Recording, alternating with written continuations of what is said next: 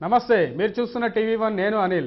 సమాజంలో 80% పైగా ఉన్న మెజార్టీ జనులకే రాజ్యాధికారం దక్కాలన్న లక్ష్యంతో టీవీ1 చేపట్టిన బృహత్తర కార్యక్రమానికి స్వాగతం. స్వతంత్రం వచ్చి 64 ఏళ్లు గడిచిన దళిత బహుజన ప్రజల జీవన విధానం ఎలాంటి అభివృద్ధికి నోచుకోలేదు. ప్రతిక్షణం బ్రతుకు పోరాటంలో అలసిపోయే దళిత బహుజనులు రాజ్యాధికారం కోసం పోరాటం చేయలేకపోతున్నారు. ఐక్యమవుతున్న దళిత బహుజన వర్గాలను అగ్రవర్ణాలు అడుగడుగున చీల్చే ప్రయత్నం చేస్తూనే ఉన్నాయి. విభజించు పాలించు అనే పద్ధతిలో దళిత బహుజనులను అణిచివేస్తూ వారిని రాజ్యాధికారానికి దూరం చేస్తున్నారు. ఓటు విలువ తెలియని పేద ప్రజలు అగ్రవర్ణాల చేతిలో మోసపోతున్నారు. ఇదే అంశాన్ని మనతో చర్చించడానికి మన స్టూడియోలో ఉన్నారు గోకుల ప్రభ సంపాదకులు డాక్టర్ బత్తుల అప్పారావు గారు. మెజార్టీకే రాజ్యాధికారం సాధించాలంటే ఏం చేయాలో వారితోనే చర్చిద్దాం. నమస్కారం అండి అప్పారావు గారు. నమస్తే అండి. ముందుగా మీరు మా స్టూడియోకి వచ్చినందుకు టీవీ1 తరఫున మీకు ధన్యవాదాలు తెలుపుతున్నాను. సార్, మీరు గోకుల ప్రభ అనే ఒక మాసపత్రికకి సంపాదకులుగా పనిచేస్తున్నారు. అయితే దాని గురించి మాట్లాడే ముందు అసలు మీ నేపథ్యం గురించి, మీ బ్యాక్డ్రాప్ ఏంటి? నేను విన్నాను మీరు చాలా కష్టపడి స్థాయికి వచ్చారని విన్నాను. మీ అనుభవం గురించి చెప్పండి సార్. అసలు నేను గుంటూరు డిస్ట్రిక్ట్ అండి మాది. దాంట్లో ఒక చాలా రూరల్ ఏరియాస్ నుంచి కష్టపడి ఈ బీసీ ఎస్సీ ఎస్టీ సంఘాలంటే ఐ మీన్ ఈ హాస్టల్స్లో చదువుకొని వచ్చినటువంటి వ్యక్తిని. ఆ నేపథ్యంలో ఈ అన్నిటికి కూడా ప్రస్తుతం ఈ రాజ్యాధికారం అనేటువంటిది మెజారిటీ ప్రజలకు దక్కటలేదు అనేటువంటిది నా మెయిన్ ఆబ్జెక్టివ్ అండి. దానికోసం మనం ఏం చేయాలి అనేటువంటి దాని మీద ఈ బీసీ ఎస్టీ ఈ అగ్రవర్ణాల చేతుల్లో ఏ విధంగా మోసపోతున్నారనే దాని మీద వాళ్ళని డెవలప్ చేయాలనే ఉద్దేశంతో దీనికి సంపాదకుడుగా పనిచేస్తున్నారు. ఓకే అండి. అయితే అప్పారావు గారు, ఇంకో విషయాన్ని తెలియజేయండి.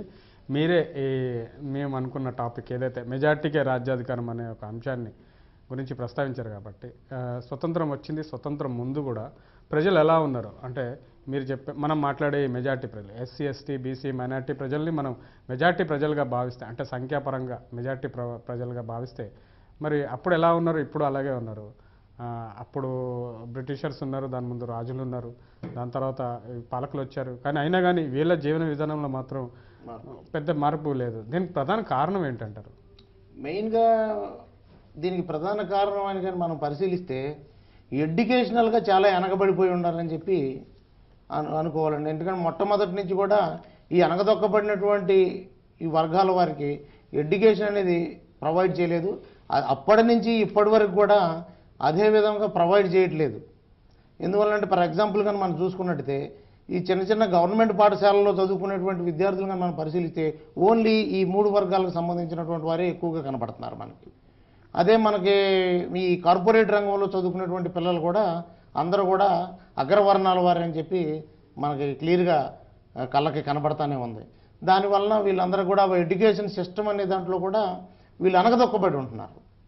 ఎందువల్లంటే అక్కడ ఉన్నటువంటి టీచర్స్ కానీ వీళ్ళందరూ కూడా వాళ్ళకు సంబంధించినటువంటి వాళ్ళు ఎక్కువగా ఉండటం వలన ఈ బ్రిటిష్ కాలం ఉన్నారు కానివ్వండి, తర్వాత స్వాతంత్రం వచ్చిన తర్వాత కూడా కొంతకాలం వరకు అగ్రవర్ణాల వారే టీచర్లుగా పనిచేశారు. దానివలన వీరికి విద్య అనేటువంటిది అందలేదు. సరే, తర్వాత రాను కొద్దిగా ఏదో ఈ రిజర్వేషన్లు ఇవన్నీ పాటించడం మూలాన కొద్దిగా అందింది, కానీ ఆ ఫలితాలని ఇంకా పూర్తిగా అందల.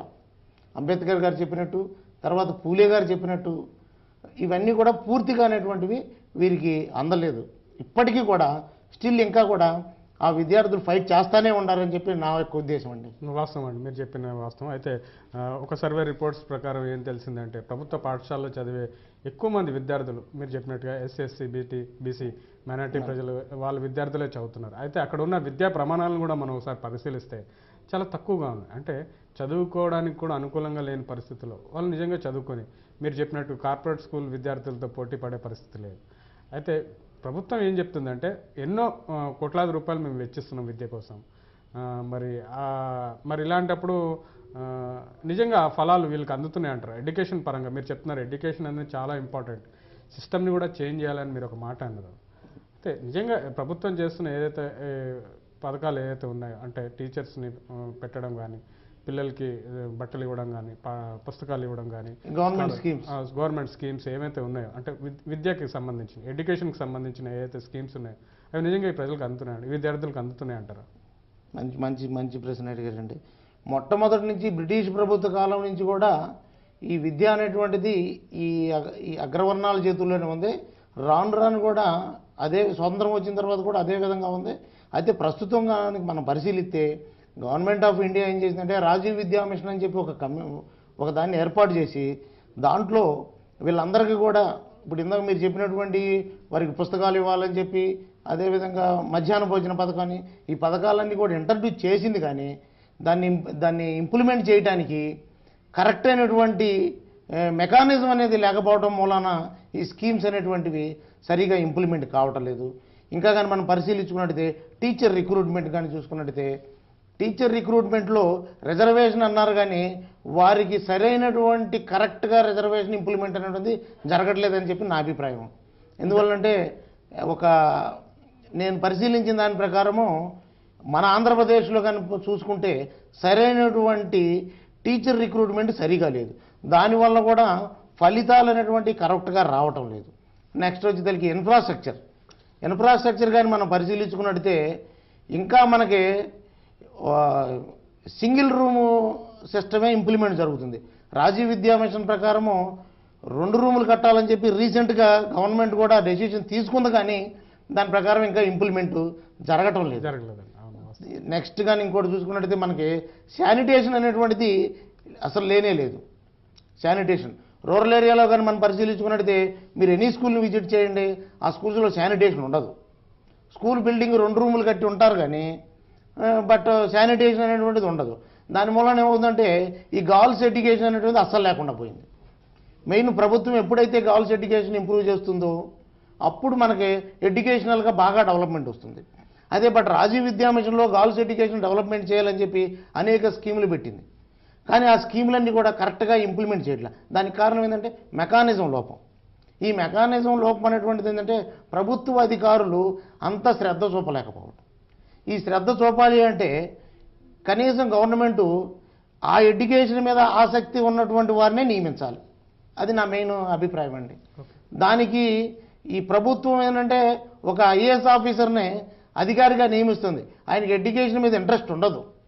అటువంటి అధికారులు వచ్చి ఏమవుతుందంటే ఏదో చేస్తారు, కానీ కరెక్ట్గా ఇంప్లిమెంట్ అనేటువంటిది చేయలేకపోతున్నారని చెప్పి నా అభిప్రాయం. వాస్తవం అండి మీరు చెప్పింది. ఏదైతే టీచర్ రిక్రూట్మెంట్స్లో సరిగా జరగట్లేదని మీరు ఒక మాట అన్నారు. అయితే ఇక్కడికి వచ్చిన కొంతమంది గెస్ట్లు చెప్పడం ఏంటంటే టీచర్లు రిక్రూట్మెంట్స్ కరెక్ట్గానే జరుగుతున్నాయి, కానీ వాళ్ళకి దాని మీద ఇంట్రెస్ట్ లేదు. అంటే ఉద్యోగంగా చూస్తున్నారే తప్ప ఉపాధ్యాయుడి మీద చాలా బాధ్యతలు ఉంటాయి. అందరు విద్యార్థుల్ని సమానంగా చూడాల్సిన బాధ్యత ఉంటుంది. అతను తీర్చిదిద్దే బాధ్యత అతని మీద ఉంది, కాబట్టి అతని ఆ స్పెషల్ ఇంట్రెస్ట్ అనేది అంటే కొంతమంది స్టడీస్లో కొంచెం వీక్ ఉంటారు, వాళ్ళ మీద ఎక్కువ దృష్టి పెట్టాల్సిన అవసరం ఉందని కూడా ఒక మాట అన్నారు. శానిటేషన్ గురించి మీరు చెప్పింది వాస్తవం. నిజంగా ఒక రిపోర్ట్స్ ప్రకారం చూస్తే మనకి గర్ల్స్ స్కూల్స్లో నిజంగా బాత్రూమ్స్ లేవు. అయితే వాళ్ళు టాయిలెట్ కూడా ఆపుకోవడం వల్ల వాళ్ళకి కొన్ని ప్రాబ్లమ్స్ కూడా వస్తున్నాయని చెప్పి రిపోర్ట్లో తేలిందండి. అదేవిధంగా మీరు ఇంకొక విషయాన్ని కూడా చెప్పారు, ఎడ్యుకేషన్ పరంగా ఫలాలన్నీ కూడా సరిగా అందడం లేదు. దాన్ని చేంజ్ చేసుకుంటే ఖచ్చితంగా ఎంతో కొంత వీళ్ళకి విద్య అందుతుందని మీరు ఒక మాట చెప్తున్నారు.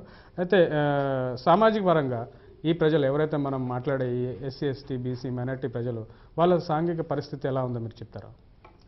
మనం కానీ చూసుకున్నట్టయితే సోషల్గా వీళ్ళు చాలా వెనకబడిపోయి ఉన్నారండి. కారణం ఏంటంటే ఈ అగ్రవర్ణాల వారు సపోజ్ ఫర్ ఎగ్జాంపుల్ ఒక విలేజ్ కానీ మనం శాంపిల్గా తీసుకుంటే ఆ విలేజ్లో ఈ అగ్రవర్ణ వాళ్ళు సోషల్గా వారిని డెవలప్ కానియరు. దానివల్ల ఏమవుతుందంటే వాళ్ళ సామాజిక పరిస్థితులు చాలా దారుణంగా ఉంటాయి. మనం ఏంటంటే హైదరాబాద్లో కూర్చొని ఏదో డెవలప్మెంట్గా సాధించామని చెప్పి మనం అనుకుంటున్నాం. మనకి అనేక స్టడీస్ కూడా తెలియజేస్తున్నాయండి. ఏంటంటే ఆ స్టడీస్లో ఏం చెప్తున్నారంటే సోషల్గా డెవలప్మెంట్ సాధించాం, ఆంధ్రప్రదేశ్ కూడా డెవలప్ అయింది, కానీ ఆ డెవలప్ అయినటువంటిది రూరల్లో డెవలప్ కాలేదని నా అభిప్రాయం అండి. సోషల్గా వాళ్ళు చాలా వెనకబడిపోయి ఉన్నారు, అందువల్లనే వాళ్ళు అక్కడే ఉండగలుగుతున్నారు. తర్వాత ప్రభుత్వం దాని మీద ఏం చేసిందంటే కొన్ని చర్యలు తీసుకొని ఈ ఎడ్యుకేషనల్గా డెవలప్ అయితే ఈ సోషల్గా వీళ్ళు డెవలప్ అవుతారు అని దానికి లింక్ చేసింది, కానీ దాని ప్రతిఫలాలు మాత్రం సరిగా లేవు. వాళ్ళు ఇంకా వెనకబడిపోయి ఉన్నారు. ఎందువల్లంటే ఫర్ ఎగ్జాంపుల్ తీసుకున్నట్టయితే ఈ కుల వృత్తులు చేసేటువంటి వాళ్ళు కుల వృత్తులుగానే మిగిలిపోయి ఉన్నారు. అక్కడ ఆ సమాజంలో వారికి అసలు ఏమి తెలియదు, కనీసం పేపర్ కూడా చదువుకోలేనటువంటి దుర్పరిస్థితిలో ఉన్నారు విలేజెస్లో. అయితే అసలు కుల వృత్తులు అని గురించి మనం మాట్లాడినప్పుడు కుల వృత్తులు మరి అంతరించిపోతున్నాయి, అగ్రవర్ణాలు కూడా ఆ వృత్తుల్లో ఎంటర్ అవుతున్నారు, డామినేట్ చేసేస్తున్నారు వీళ్ళని అనే ఒక వాదన కూడా ఉందండి. అది ఎంతవరకు నిజం చెప్పండి. అది కరెక్ట్ అండి, మీరు చెప్పింది 100% 100% కరెక్టు. ఎందువల్లంటే ఈ కుల వృత్తుల్లోకి ఈ కంప్యూటరైజేషన్ యుగంలో మనకి టెక్నికల్ డెవలప్మెంట్ వచ్చేసింది. ఆ టెక్నికల్ డెవలప్మెంట్ సోషల్గా వీళ్ళకి అర్థం కావటంలా. ఎందువల్లంటే వాళ్ళకి ఆ టెక్నికల్ తెలియక. సపోజ్ ఫర్ ఎగ్జాంపుల్ కుండలు తయారు చేసే వృత్తి ఉంది, అదంతా కూడా అగ్రవర్ణాల వారి చేతిలోకి వెళ్ళింది. ఇప్పుడు ఫ్యాషనబుల్గా తయారు చేస్తున్నారు ఆ కుండలు. కానీ బట్ వీళ్ళు మాత్రం అక్కడే ఉండి ఆ కుండలే చేసుకొని వాళ్ళకి సేల్స్ కాక ఇవన్నీ కూడా బాగా వెనకబడిపోయి ఉన్నారండి. అందువలన ఏంటంటే వీళ్ళు అక్కడే ఉండిపోతున్నారు. సార్ అలాగే మీరు చెప్తున్నారు ఏదైతే సాంస్కృతికపరమైన ఒక మార్పు, సాంస్కృతికపరమైన అభివృద్ధి రావాల్సిన అవసరం ఉందని మీరు చెప్తున్నారు. అవునండి. అయితే ఏ విధమైన మార్పు రావాల్సిన అవసరం ఉంది? ఇప్పుడు కల్చరల్గా ఇప్పుడు ఈ రెండు ఎడ్యుకేషను సోషల్గా డెవలప్మెంట్తో పాటు ఇంకో డెవలప్మెంట్ కూడా కావాలండి. హ్యూమన్ రిసోర్సెస్ కూడా సర్వేలు చేసేందంటే కల్చరల్గా డెవలప్మెంట్ వచ్చినప్పుడే మనకు అభివృద్ధి అనేటువంటిది సాధిస్తాము, లేకపోతే సాధించలేము. కల్చరల్గా డెవలప్మెంట్ అని కానీ మీరు అడిగిన దానికి సమాధానం చెప్పగలగాలంటే కల్చరల్గా వాళ్ళు ఏంటంటే ఓల్డ్ ట్రెడిషన్స్ అనే పాటిస్తున్నారు. ఇంకా వాళ్ళు న్యూ దీంట్లోకి రాలేకపోతున్నారు. అందుకే మనం చూడండి హైదరాబాద్లో కానీ చూసుకున్నట్టయితే ఈ కల్చరల్గా డెవలప్మెంట్ మాదాపూర్లో ఏదేదో పెట్టి అక్కడ చేస్తున్నారు శిల్పారామంలో.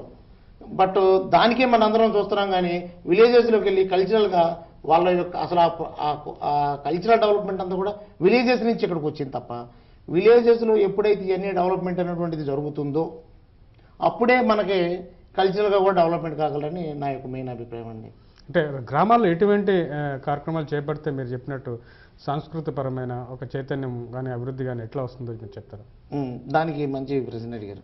కల్చరల్గా ఏంటంటే వీళ్ళకి గ్రామాల్లో ప్రభుత్వం వారే ఈ స్కీములు స్వీకరించి అక్కడ వాళ్ళ ప్రొఫెషనల్కి అంటే ఆ కమ్యూనిటీస్కి లేకపోతే వాళ్ళకి సంబంధించినటువంటి వాటిని అక్కడ డెవలప్మెంట్ ప్రోగ్రామ్స్గా పెట్టి వాళ్ళని డెవలప్ చేస్తే అది డెవలప్మెంట్ కావచ్చు అని చెప్పి మా యొక్క మెయిన్ అభిప్రాయం అండి. Okay sir. అయితే ఇప్పుడు మెజార్టీగా రాజ్యాధికారం గురించి మాట్లాడదాం.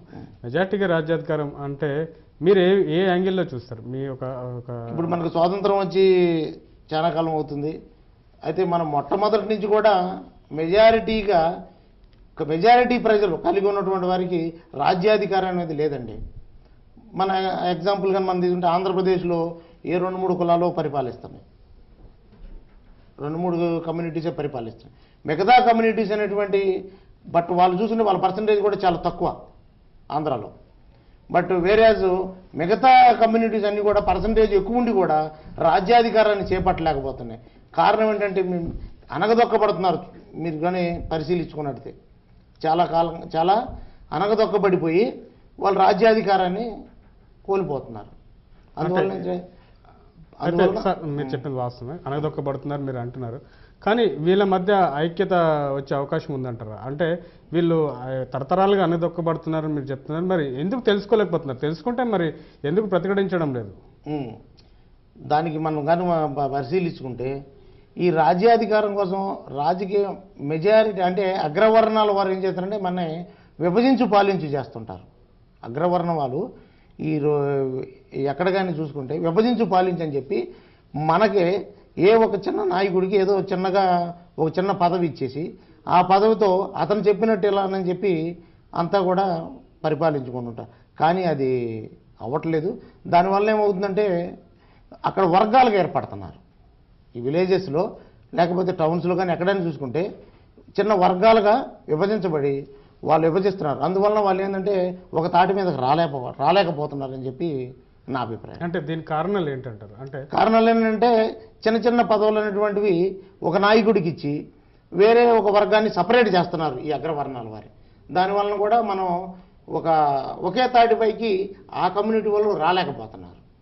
దానివలన కూడా కొంత మనం వెనకబడిపోయి రాజ్యాధికారానికి దూరంగా ఉన్నామని చెప్పి నా అభిప్రాయం. ఓకే, రాజ్యాధికారానికి దూరంగా ఉన్నారు. కానీ ప్రభుత్వం మాత్రం ఏదైతే సంక్షేమ పథకాలను అందిస్తుందో నిజంగా వీళ్ళ కోసం, ఈ ప్రజల కోసం కోట్లాది రూపాయలు మేము వెచ్చిస్తున్నామని చెప్తుంది. మరి ఈ సంక్షేమ ఫలాలు నిజంగా ఈ ప్రజలు అందుకుంటున్నారు అసలు? మంచి ప్రశ్న అండి. నేను కూడా దీని మీద ఒక సర్వే కూడా చేశాను. ఎస్పెషల్లీ ఆ సర్వేస్లో ఏంటంటే వేకర్ సెక్షన్ హౌసింగ్స్ అని చెప్పి ఒక స్కీమ్ ఒకటి ఉంది.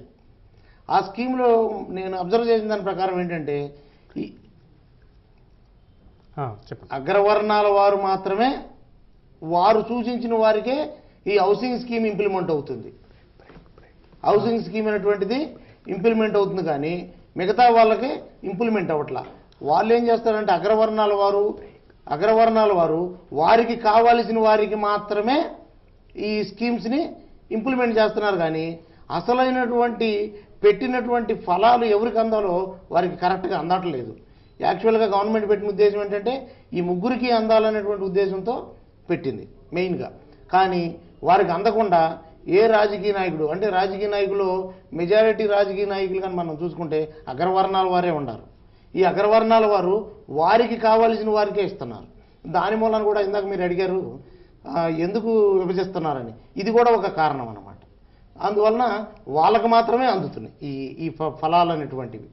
ఈ హౌసింగ్ స్కీమ్లో కానీ చూసుకుంటే యాక్చువల్గా దాంట్లో బీసీ, ఎస్సీ, ఎస్టీస్కి రిజర్వేషన్ ఇచ్చారు, కానీ అవి వాళ్ళకి ఫలితాలు అందట్లేదు. కారణం ఏంటంటే ఆ పేరు చూపించి ఈ అగ్రవర్ణాల లీడర్ ఏం చేస్తున్నాడంటే వేరే వాళ్ళని చూపించి వాళ్ళకి అలాట్మెంట్ చేస్తున్నాడు.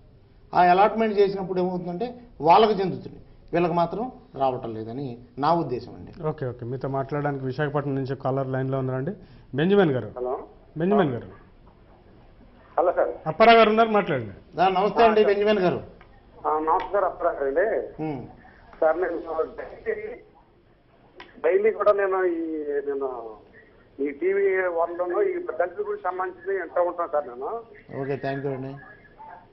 అయితే దళితులకి అంటే బహుజనులకి రాజ్యాధికారం అంటూ ఉంటారు. ఎంతకాలం మనం ఇలాగ అనుకుంటూ ఉంటాం, మనలో నుంచి నాయకులు ఎవరు బయట రారంటారు, పైకి రారంటారా? ఇది ఓకే ఓకే థ్యాంక్ యూ. ఇది కరెక్ట్ టైం అమ్మా. మనం మొట్టమొదటి నుంచి అనుకున్నప్పుడు కూడా ఇప్పుడు ఏంటంటే ఇది కరెక్ట్ టైం వచ్చింది మనకి. ఈ టైంలో మనందరం ఏకంగా కానీ ఉండగలిగితే రాజ్యాధికారం ఖచ్చితంగా సాధిస్తామని నా అభిప్రాయం అమ్మా. అంటే ఎందుకు బయటికి రాలేకపోతున్నారు? బయటికి రాలేకపోతున్నారంటే ఈ అగ్రవర్ణాల చేతుల్లో మనం అనగదొక్కబడి ఉండటం వలన బయటికి రాలేకపోతున్నాం. కారణం ఏంటంటే వాళ్ళు చెప్పినట్టు అక్కడ లోకల్లో వినాల్సి వస్తుంది. మనం ఎందుకంటే ఫైనాన్షియల్గా మనం చాలా వెనకబడిపోయి ఉంటాం వలన. ఓకే అండి. అంటే మనకు సంబంధించి ఎస్సీ, ఎస్టీ, బీసీ, మైనారిటీకి సంబంధించి చాలామంది నాయకులు ఉన్నారు, చాలామంది మేధావులు ఉన్నారు, చాలామంది ప్రొఫెసర్స్ ఉన్నారు, అలాగే స్వచ్ఛంద సంస్థల్లో పనిచేసే వాళ్ళు ఉన్నారు, రాజకీయ నాయకులు ఉన్నారు. ఇంతమంది ఇన్ని వర్గాలు ఇన్ని తరహా మెజార్టీ ప్రజలకు రాజ్యాధికారం కోసం ప్రయత్నాలు చేస్తున్నారు, ఎవరి దారిలో వాళ్ళు వెళ్తున్నారు. అయితే వీళ్ళ మధ్య ఒక కామన్ ప్లాట్ఫామ్ కానీ కామన్ ఒక రాజ్యాధికారం అనే ఒక కాన్సెప్ట్ కానీ ఎందుకు రావడం లేదు? అంటే అందరూ ప్రయత్నించేది ఒకటే కాబట్టి వీళ్ళు ఎందుకు కలవలేకపోతున్నారు? కారణం ఏంటంటే దీనికి ఎవరెవరో ఎక్కడెక్కడో ఉండి ఏదేదో ట్రై చేస్తూ ఉంటారు. వారి ఏరియాకే వాళ్ళు పరిమితమై చేసుకుంటుంటారు. దానివల్ల కూడా వీళ్ళందరూ కూడా కలవలేకపోవడానికి ఒక కారణం అని. ఓకే అండి. మీతో మాట్లాడడానికి అమెరికా నుంచి ఉదయ్ లైన్లో ఉన్నారండి. ఉదయ్ గారు. ఉదయ్. అప్పారావు గారు నమస్తే. సార్ నమస్తే అండి. నమస్తే అండి ఉదయ్ గారు. అనిల్ నమస్తే. నమస్తే. మీరు అంటున్నది చాలా కరెక్ట్ అండి. ఇప్పుడు ఒక ఇమార్ కేసును ఓబులాపురం మైనింగ్ కేసు చూసుకుంటే అక్కడ జాగ్రత్త పడే డబ్బుని తీసుకెళ్తే మన స్టేట్ లో మొత్తం అన్ని స్కూల్స్ కి బాత్రూమ్స్ కూడా కట్టించేయచ్చండి. అంత దుబారా ఖర్చు పోయింది, రాష్ట్రానికి రాకుండా పోయింది. ఫస్ట్ థింగ్ ఆ రూపాయి స్కీము బియ్యం అంటే ఇంకో రూపాయి తగ్గించడం వల్ల పెద్దగా ఒరిగేది ఏమీ లేదు. కనీసము పిల్లలకి ఈ అసలు నేను అనుకోవడం సెక్రటేరియట్ను అసెంబ్లీకి బాత్రూమ్ చాలా లేసేస్తే వీళ్ళు బాధలు అర్థమవుతాయేమో. ఇప్పుడు రోజుకి ఒక వారం 10 రోజులు బాత్రూమ్ చాలా లేసేస్తే వాళ్ళు దారికి వస్తారేమో, కనీసం ఆ పిల్లలకి వాళ్ళ బాధలు ఏంటన్నది బాధ అర్థమవుతుంది. ఎంత చెప్తే వీళ్ళకి ఎప్పుడు జ్ఞానోదయం వస్తుంది అర్థం కావట్లే. వీళ్ళు టిపికల్ టైప్ ఆఫ్ ఇది అడ్మినిస్ట్రేషన్ ఏంటో అర్థం కావట్లే. రూపాయి ఎవడైనా అడిగాడండి రాష్ట్రంలో? ఒక్కడైనా అడిగాడు ఆ రూపాయికి తగ్గించండి అని? ఉదయ్ గారు, మీరేం ఎక్స్పెక్ట్ చేస్తున్నారు అప్పారావు గారి గురించి? ఇప్పుడు మనకి ఓవరాల్ గా మనము 2 years నుండి చూస్తున్నాము తెలంగాణ గొడవల వల్ల మన స్టేట్ ఏమైంది. కానీ మాయావతి ఒక ఆడది, వీళ్ళు సిగ్గు తెచ్చుకో వీళ్ళందరూ. అంత పెద్ద స్టేట్ 4 స్టేట్లు చేస్తుంది. ఓకే, అట్లీస్ట్ ఒక రెజల్యూషన్ పాస్ చేయగలిగింది. 2 years నుండి ఇక్కడ 700 మంది పోయారు. రెజల్యూషన్ అన్నది ఉన్నదా? లేదు. అందరూ పేరుకి అనకూడదు కానీ పాపం 700 శవాల మీద వీళ్ళు పార్టీలు నిర్మించుకుంటున్నారు కదా. ఆవిడ ఒక్క డెత్ లేకుండా రెజల్యూషన్ పాస్ చేసింది. 2 years తర్వాత వీళ్ళు ఎక్కడున్నారు? ఆ స్టేట్ ఎక్కడున్నది? It's 85 MPs state. అది విడగొట్టుకోవడం సబబే. ఈ పెద్ద ఈ 42 MP ఉన్న స్టేట్ ని 2 ముక్కలు చేయాలో వచ్చినప్పుడు ఇక్కడేమో బీజేపీ ఓకే అంటుంది, కాంగ్రెస్ ఓకే అంటుంది, అందరూ ఓకే అనేస్తున్నారు, రాజకీయాలు ఆడుతున్నారు. అక్కడికి వెళ్ళిన తర్వాత ఎవడో ముందుకు రావట్లేదు, ఎందుకంటే వాళ్ళ ఓటు బ్యాంక్ పోతుందని. ఆ డిఫరెన్సెస్ చాలా క్లియర్ కనబడిపోతున్నాయి. దే ఆర్ జస్ట్ అంత పాలిటిక్స్ అండి, మనల్ని పీక్కు తినడానికి వీళ్ళందరూ. ఓకే, థ్యాంక్ యూ ఉదయ్ గారు కాల్ చేసినందుకు. సార్, ఏదైతే ఉదయ్ మాటల్లో తెలుస్తుంది, నిజంగా ప్రజాప్రతినిధులు కానీ మీ ప్రభుత్వ ఉద్యోగులకు కానీ ఆ సమస్య నిజంగా నేరుగా తెలిస్తే ఖచ్చితంగా వీళ్ళు చేంజ్ అవుతారనేది ఉదయ్ గారి భావన. ఇంకోటి ఏదైతే మీరు హౌసింగ్ స్కీమ్స్ మీద మీరు PhD చేశారు, దాని మీద పరిశోధన కూడా చేశారు. అయితే ప్రభుత్వం అందించే ఈ హౌసింగ్ స్కీమ్స్ ఏవైతే ఉన్నాయో అవి నిజంగా ఈ ప్రజలకు అందుతున్నాయి అంటారా? అంటే మీరు పర్టికులర్ ఏ పీరియడ్ నుంచి ఏ పీరియడ్ వరకు మీరు సర్వే చేశారు? ఈ స్కీమ్ 1986లో స్టార్ట్ చేశారండి, ఈ వీకర్ సెక్షన్ హౌసింగ్ స్కీమ్ అనేటువంటిది. అప్పటి నుంచి అప్ టు 92 వరకు 94 వరకు చేశాను, 95 వరకు చేశాము. అయితే అప్పటి వరకు ఏంటంటే అసలు మనకి ఈ BPL కింద ఉన్నటువంటి వాళ్ళందరికీ కూడా హౌసింగ్ స్కీమ్ ఇంప్లిమెంట్ చేయాలనే ఉద్దేశంతో పెట్టినటువంటి స్కీము. అప్పటి నుంచి కనీసం కొన్ని లక్షల ఇల్లు శాంక్షన్ చేశారు. కానీ ఆ లక్షల ఇల్లు ఎక్కడున్నాయి అనేటువంటిది ఎవరికి కూడా అర్థం కాల. ప్రభుత్వం వారు మాత్రం పేపర్ల మీద మనకు చూపిస్తున్నారు, హౌసెస్ ఉన్నాయి, ఇన్ని ఉన్నాయి, అన్ని ఉన్నాయి అని చెప్పి. అవి ఎక్కడున్నాయి అనేది నేను పర్సనల్గా విజిట్ చేసినప్పుడు కూడా కొన్ని హౌసెస్ మాకు కూడా కనపడలేదండి. ఎందుకంటే గవర్నమెంట్ డేటా ప్రకారమే మేము ముందుకెళ్ళాము, బట్ దాని ప్రకారం చూసినా కూడా మాకేం కనపడలేదు, ఎక్కడున్నాయి అనేటువంటిది తెలియలేదు. అయితే కొన్ని ఏరియాస్లో మాత్రం ఎక్కడైతే ఈ BC SC ST లీడర్స్ ఉన్నారో అక్కడ మాత్రం అదే వర్గాలకే ఈ ఫలాలు అందినాయండి. ఈ ఫలాలు ఖచ్చితంగా అందినాయి అక్కడ మాత్రం కొన్ని ఏరియాస్లో. ఫర్ ఎగ్జాంపుల్గా అంటే శ్రీకాకుళంలో కానీ చూసుకుంటే ఈ గౌతు శ్యామసుందర శివాజీ గారు ఉండే ఏరియాలో అందరికీ BCSకి అందినాయి, తర్వాత SCSకి కొన్ని అందినాయి. బట్ వేరేజ్ కొన్ని ఏరియాస్లోకి కానీ వెళ్తే మనం ఆ ఏరియాస్లో ఈ ఎవరైతే అగ్రవర్ణాల వారు ఉన్నారో వాళ్ళ బంధువులకి అందిని కానీ మిగతా వాళ్ళకి అందలేదు. ఓకే అండి, ఓకే. మీతో మాట్లాడడానికి ఈస్ట్ గోదావరి నుంచి ప్రసాద్ గారు లైన్లో ఉన్నారండి. ప్రసాద్ గారు. సార్ నమస్తే సార్. జైభీం సార్. జైభీం ప్రసాద్ గారు. అప్పారావు గారు ఉన్నారు, మాట్లాడండి. నమస్తే ప్రసాద్ గారు. నమస్తే సార్. జైభీం సార్. అప్పారావు గారు. నమస్తే సార్. ఇప్పుడు TV1 వారు ఎంతో మంచి కాన్సెప్ట్ పెట్టారు సార్ మనకి, దళితుల కోసం, దళితులకి రాజ్యాధికారం రావాలని చెప్పేసి. అవును సార్, ఇది కాన్సెప్ట్ చాలా బాగుంది సార్. ఇప్పుడు ప్రతి ఒక్కరు వస్తున్నారు, వాళ్ళు యొక్క సూచనలు సలహాలు ఇస్తున్నారు సార్. కానీ పాటించడానికి ఎందుకు వెనకడిగేస్తున్నారు సార్ ఇది?